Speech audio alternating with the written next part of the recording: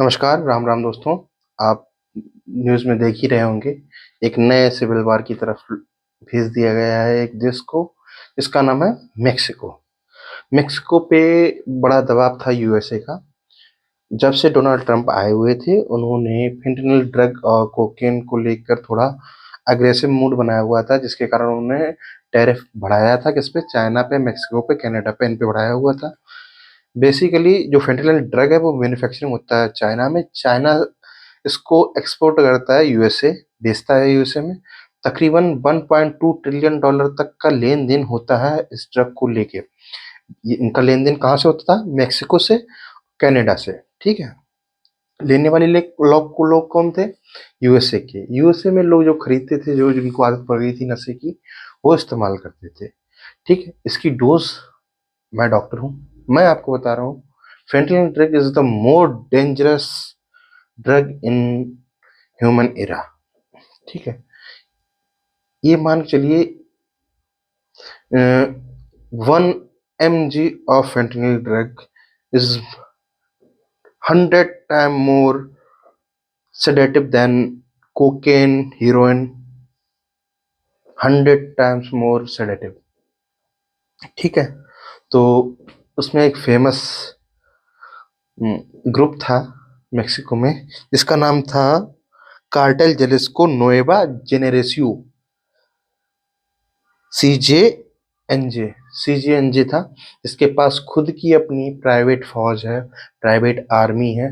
उसको लेकर बात ये थी कि अल्मेंजो नाम का उसका बॉस था, जिसको इसके ऊपर तकरीबन तकरीबन 15 मिलियन डॉलर का इनाम था, रिवॉर्ड में था।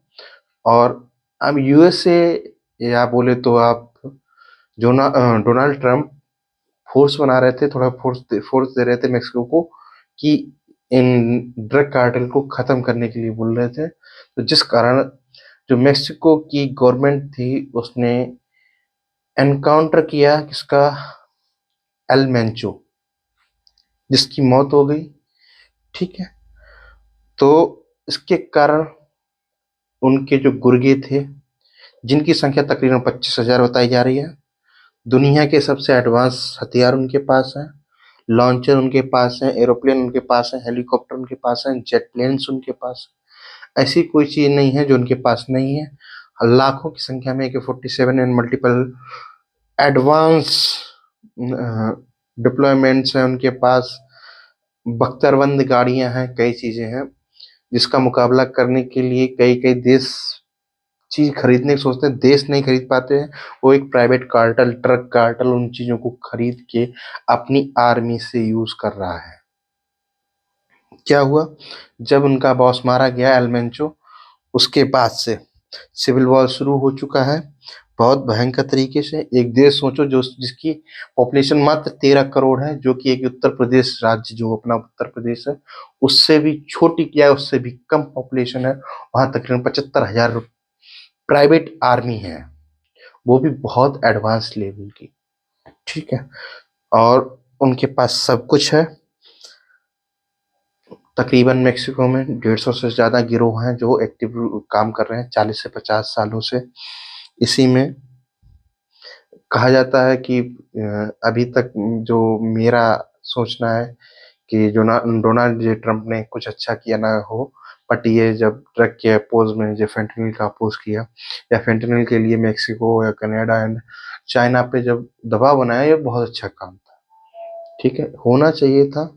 हाँ, ध्यान देना चाहिए था कि उसमें गतिविधियां ज़्यादा ना हो। ऊपर से मेक्सिको में फीफा का वर्ल्ड कप भी है। ठीक है, फीफा होने वाला है। तो अब तो मुश्किल है, क्योंकि जहाँ जो 75,000 गुर्गे हैं, या बोले तो फिर जो सीजेएनजे ग्रुप है, जिसका बॉस मारा गया है, तो वो लोग गवर्नमेंट की जितनी प्रॉपर्टी है उसमें आग लगा दे रहे हैं, गवर्नमेंट का अपोज कर रहे हैं। तो इसमें होना कुछ नहीं है भाई। ड्रग कार्टेल है वो उन्होंने अपने आप को एक देश से भी ज्यादा डेवलप कर लिया है। तो एक बॉस हटा दूसरा तैयार होगा, आज नहीं तो कल होगा होगा। हाँ, जो डोनाल्ड ट्रंप कितना भी उनके ऊपर दबाव बना लें, उसमें खास कुछ अपोज नहीं होने वाला है। तो जैसा हो बताएंगे आगे आपको। बाकी गैस स्टेशन और लॉकडाउन की स्थिति हो चुकी है। लगभग 90% जो देश जहाँ पे उनका लेना देना चल रहा था, उन्होंने सभी ने एडवाइजरी जारी कर दी है कि भाई सभी लोग सुरक्षित रहें। लॉकडाउन सा लगा हुआ है, सारी सुविधाएं ठप हैं, ट्रांसपोर्टेशन खत्म हो चुका है इस समय। बाकी डोनाल्ड चचा के ऊपर सारा बोझा डाल दिया गया है, जो करेंगे देखा जाएगा। खाओ पियो मौज करो सो जाओ, गुड नाइट।